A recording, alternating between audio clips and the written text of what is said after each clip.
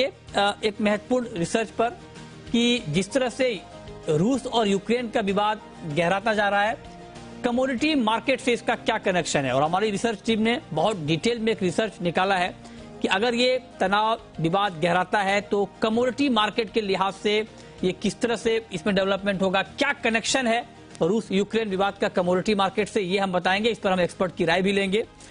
तो आप देखिए कि ये जो आपको नजर रूस और यूक्रेन के मामलों पर इसलिए भी रखनी चाहिए क्योंकि इसका डायरेक्ट और बड़ा कनेक्शन कमोडिटी मार्केट से है। अब आप देखिए, ओपेक प्लस का मेंबर है, दुनिया का तीसरा सबसे बड़ा तेल उत्पादक देश है। रूस जो है ओपेक प्लस, मतलब ओपेक का तो नहीं है लेकिन गैर ओपेक देशों में सबसे बड़ा तेल का उत्पादक है और दुनिया का तीसरा सबसे बड़ा उत्पादक देश है। रोजाना करीब 50 लाख बैरल का एक्सपोर्ट करता है। यूरोप में रूस से 40 से 50% गैस का एक्सपोर्ट होता है। आप इसकी गंभीरता का अंदाजा लगाइए कि इतना बड़ा एक्सपोर्ट होता है। दुनिया में नेचुरल गैस का दूसरा सबसे बड़ा प्रोड्यूसर है।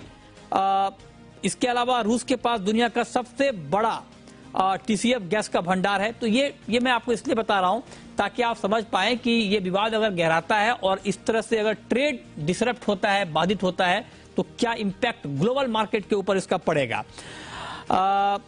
ये देखिए, अलग अलग आंकड़ों के जरिए भी हम आपको बता रहे हैं कि यूरोप में 83% रूस का जो गैस का एक्सपोर्ट होता है, पूर्व सोवियत संघ में 12%, चीन को 2% और अन्य देशों को 3% होता है।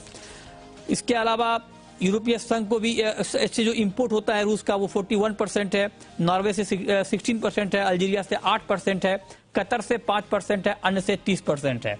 इसके अलावा रूस और क्रूड ऑयल का कनेक्शन ये है कि रूस 12% और 88% रेस्ट ऑफ द वर्ल्ड, ये आंकड़े हैं। रूस का जो क्रूड ऑयल का एक्सपोर्ट है यूरोप में 53%, एशिया में 39% और अन्य देशों में 7% होता है। इसके अलावा मेटल और अनाज के मार्केट पर तो इम्पैक्ट है ही। हमारे साथ बातचीत करने के लिए 4 खास मेहमान हैं। अशोक अग्रवाल जी हैं, चेयरमैन हैं ग्लोब कैपिटल के, कुणाल शाह हैं निर्मल बैंक के, सचिन गुप्ता हैं चॉइस ब्रोकिंग के और राजीव कपूर है ट्रस्ट टाइम के। आप सभी का बहुत बहुत स्वागत है। अशोक जी, मेरा सबसे पहला सवाल आपसे यही होगा सर कि आप चूंकि कमोडिटी मार्केट को इन डेप्थ समझते हैं, ग्लोबली भी और डोमेस्टिक भी, आप जरा बताएं सर। मैं एक एक करके बात करना चाहूंगा। पहले ऑयल मार्केट के लिहाज से बात करेंगे हम, क्योंकि रूस बहुत बड़ा प्रोड्यूसर है ऑयल का। क्या इंपैक्ट देख रहे हैं सर अगर ये विवाद थोड़ा गहराता है, लंबा चलता है तो? इससे काफी नेगेटिव इम्पैक्ट आएगा क्योंकि रसिया जो है नेचुरल गैस और ऑयल दोनों के अंदर एक काफी सिग्निफिकेंट प्लेयर है और काफी बड़ा एक्सपोर्ट भी करता है और ओपेक का पार्ट नहीं है, बट प्रैक्टिकली ओपेक में जितने भी प्राइसेस और प्रोडक्शन का डिसीजन होता है रसिया उसको फॉलो करता है और इन्फ्लुएंस भी करता है। और आप समझिए इंडिया के लिए oil is a very important because we are one of the largest importer of oil. और अगर ऑयल की प्राइसेस बढ़ती है तो हमारी इंपोर्ट डेफिसिट काफी बढ़ जाती है और हमारे यहाँ जो इन्फ्लेशन है और जीडीपी ग्रोथ के ऊपर भी उसका इम्पैक्ट आता है। और इसके अलावा क्या होता है कि इन केस ऑफ वार आप देखिए लॉजिस्टिक का आज के दिन बहुत बड़ा प्रॉब्लम है। Due to corona already logistic की प्रॉब्लम है, मूवमेंट ऑफ गुड्स की, और फ्रेट रेट पूरी दुनिया में बहुत बढ़े हुए हैं और टाइम ऑफ ट्रांजिट में जो टाइम लग रहा है इंपोर्ट और एक्सपोर्ट ट्रेड के अंदर वो भी काफी ज्यादा लग रहा है।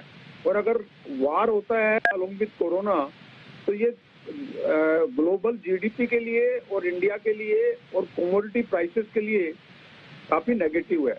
बट मेरे को लगता नहीं है वार होगा एंड लेट अस होप वार नहीं हो, बिकॉज इंडिया तो स्ट्रेटेजिकली भी वार के केस में in a very difficult position आ जाएगा because we want friendship both with Russia and with America.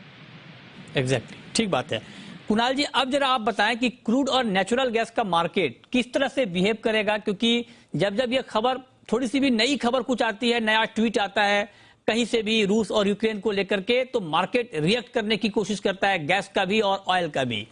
आप जरा बताएं क्या सिनेरियो आप देख रहे हैं ऑयल एंड गैस मार्केट का अगर ये विवाद थोड़ा और बढ़ता है तो?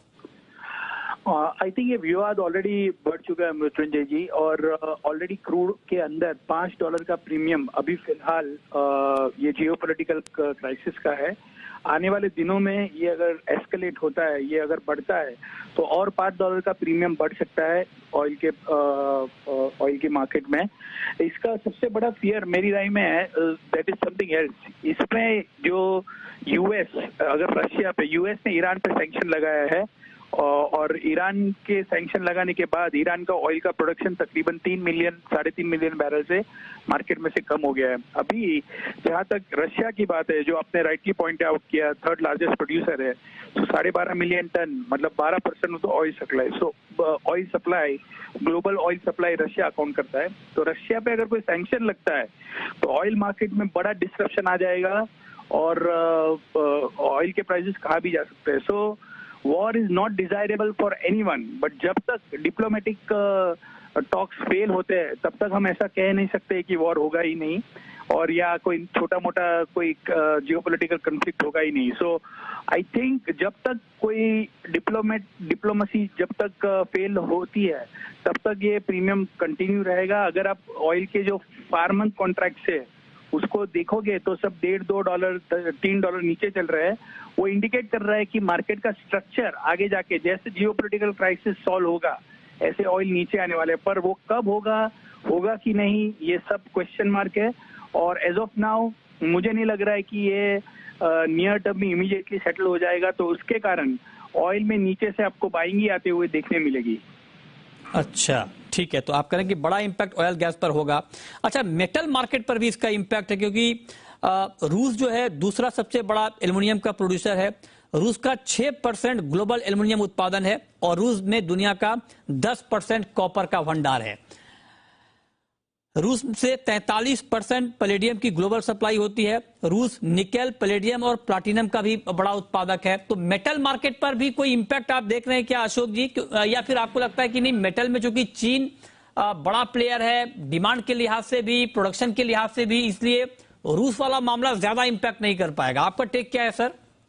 नहीं, मेटल के अंदर भी इम्पैक्ट आएगा, बिकॉज क्या होता है ऐसे किसी सिचुएशन में demand and supply is one, दूसरा लॉजिस्टिक्स का भी प्रॉब्लम आ जाता है। तो मूवमेंट ऑफ गुड्स में काफी बड़ा प्रॉब्लम आता है, और वार के केस में तो मेटल की डिमांड भी बढ़ जाती है, बिकॉज प्रोडक्शन ऑफ वेपन्स के लिए भी मेटल्स की जरूरत होती है। तो and as you rightly pointed out कि रशिया एल्युमिनियम का, कॉपर का काफी इम्पोर्टेंट प्लेयर है, तो मेटल की प्राइसेस में भी इम्पैक्ट आएगा। और मेटल की प्राइसेस ऑलरेडी बढ़ी हुई हैं पूरी दुनिया में, और इंडिया में इसका काफी नेगेटिव इम्पैक्ट है इन्फ्लेशन के अंदर। तो ये इन्फ्लेशन भी बढ़ने के चांसेस हैं, मेटल का इन्फ्लेशन भी, कमोडिटी का इन्फ्लेशन भी, और ऑयल का इन्फ्लेशन भी। ये बहुत बड़ी बात आपने कही है। लेकिन कुणाल जी, एक बात और है, एक रिसर्च और हमारी टीम ने निकाली है कि जो फूड ग्रेन का मार्केट है, गेहूं का भी बड़ा प्लेयर है रूस, और सालाना 4 करोड़ टन गेहूं का एक्सपोर्ट करता है।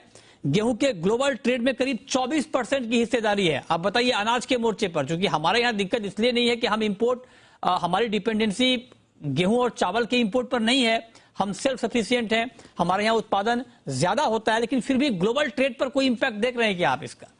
Before I start on grain market, और एक कमोडिटी जो बड़ा इम्पैक्ट मेटल में हम मिस कर रहे हैं वो है निकल।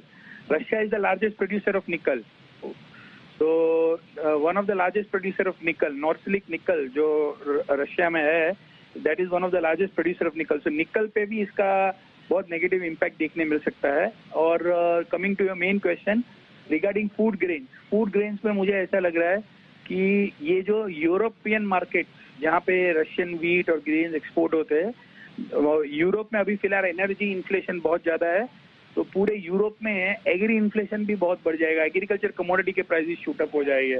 तो let's keep our finger cross, और होप करते हैं, प्रे करते हैं कि कोई भी जियोपॉलिटिकल क्राइसिस यहाँ पे होए नहीं।